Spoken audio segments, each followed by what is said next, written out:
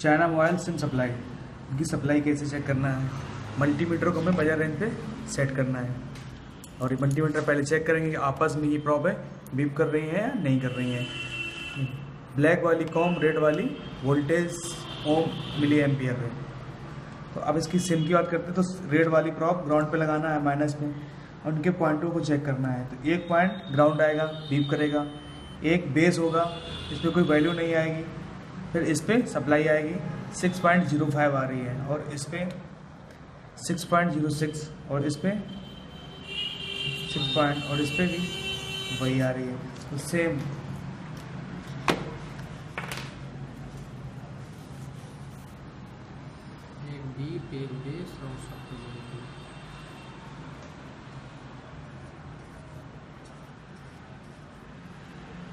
इस पे वैल्यू आएगी,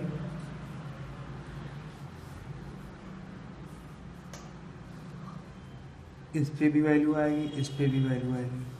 ये हमारा क्या है, ग्राउंड है और ये हमारा बेस, या उसको BSI भी बोलते हैं, BSI। और इस पे भी वैल्यू आएगी। वैल्यू कितनी कितनी आएगी,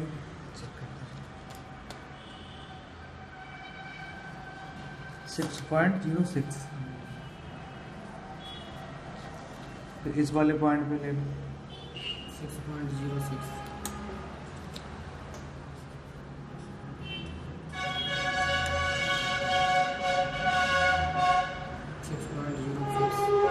56 है।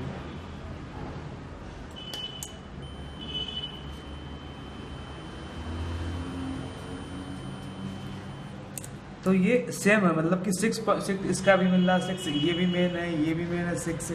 अगर इसमें किसी में से कम आती है तो प्रॉब्लम होती है। तो मतलब कि अभी क्या ये ओके कंडीशन में, मतलब कि सिर्फ इसकी वर्क करेगी चाइना कंडीशन। नहीं काम कर रही हो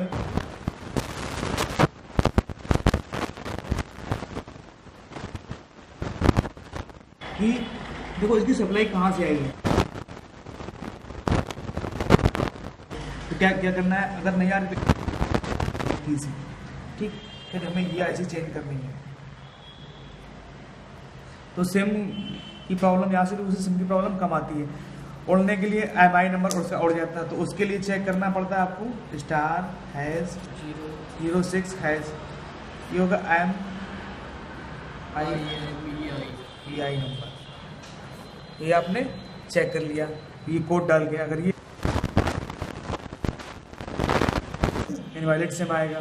अगर फिर भी सिम नहीं तो अंदर सेटिंग ऑफलाइन मोड लगाए।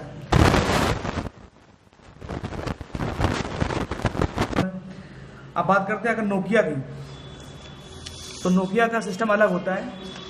नोकिया सिम प्रॉब्लम,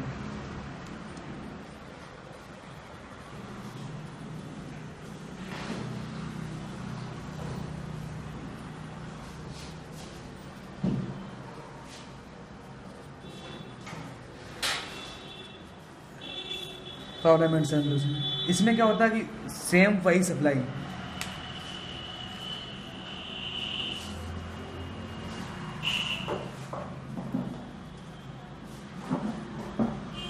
ये हमारा हो गया GND, ये BSI, यहाँ पे वैल्यू आएगी, यहाँ भी वैल्यू आएगी, यहाँ भी वैल्यू और यहाँ पे लो वैल्यू आएगी। इन तीनों पॉइंटों से कम आएगी।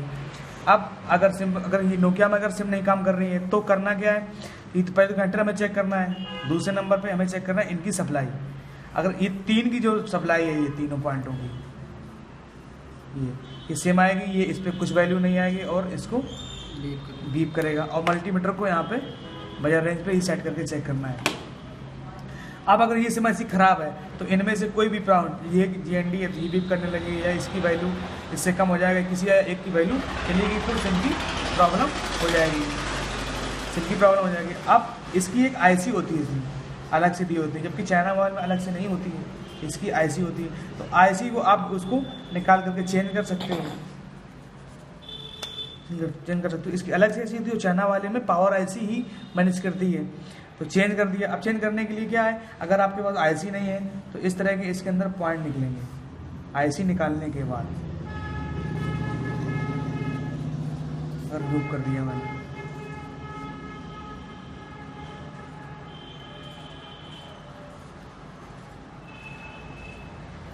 तो अब तुम्हें क्या करना है, जंपर लगाना है, तार लगाना जंपर।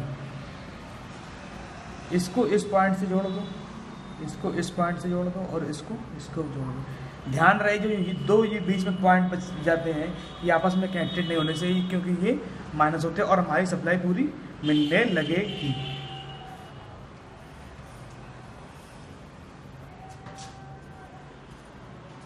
अगर इस टाइप से हैं